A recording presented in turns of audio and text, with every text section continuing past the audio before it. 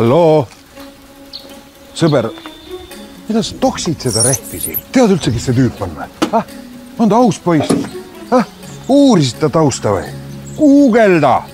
Uuri äriregistrit, loe foorumeid. Nüüd vaatad kapoti alla või?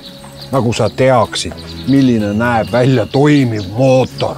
Kutsu vähemalt mõni sõber appi. Selle asemel sa noogutad siin. Kuule, kas sa Transpordiameti e-teenindusest auto tausta uurisid või? Mida sa teed? Ära anna raha talle. Ära anna. Tee vähemalt proovisõit selle parsaga. Sõida ümber kvartali.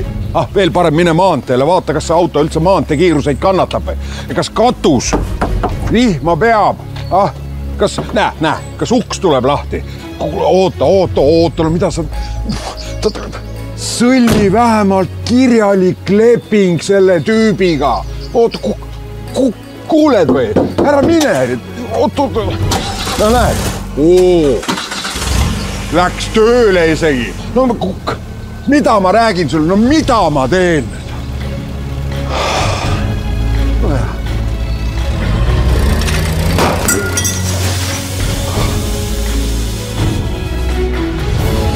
Kui vaidlus kauplejaga ei lahene, pöördu oma õiguste kaitsmiseks julgelt tarbijavaidluste komisjoni poole.